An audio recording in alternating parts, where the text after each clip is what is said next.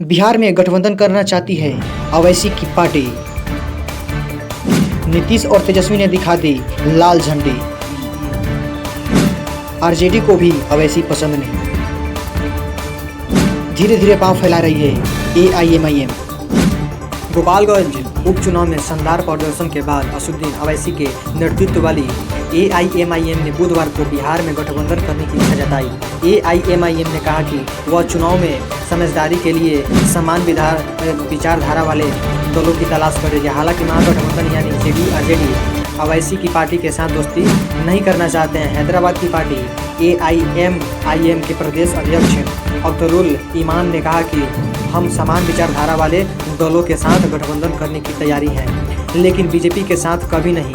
ईमान ने कहा, हमने शुरू से ही कहा कि देश और समाज को फांसीवादी ताकतों से बचाने के लिए समान विचारधारा वाले दलों के साथ आना चाहिए।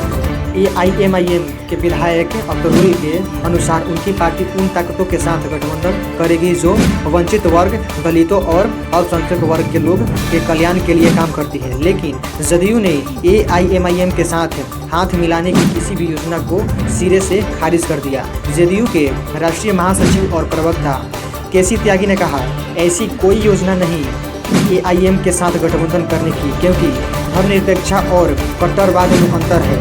हम उनके साथ गठबंधन नहीं कर सकते हैं। बुधवार को टाइम्स न्यूज नेटवर्क से बात करते हुए त्यागी ने कहा कि धर्मनिरपेक्षता समाज के प्रत्येक वर्ग के लिए, जबकि कट्टरवाद सिर्फ एक वर्ग के लिए है।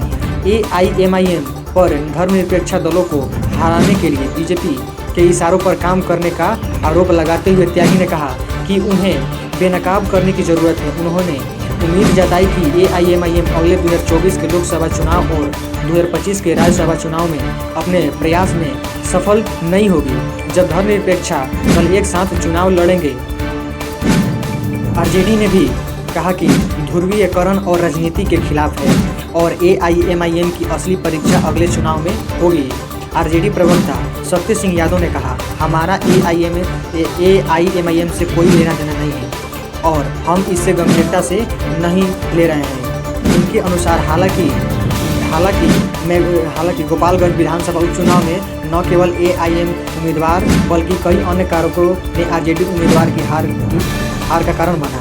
यह कहते हुए कि पार्टी हर चुनाव के बाद समझदार हुई है। उन्होंने कहा कि आरजेडी चुनावों में प्रतिबंधित ताकतों का मुकाबला करने के लिए कई रणनीतियों पर काम कर रही है। हालांकि एआईएमआईएम 2015 में अपनी किस्मत आजमा रही है, लेकिन उसने 2020 के विधानसभा चुनाव में अपनी छाप छोड़ी और मुस्लिम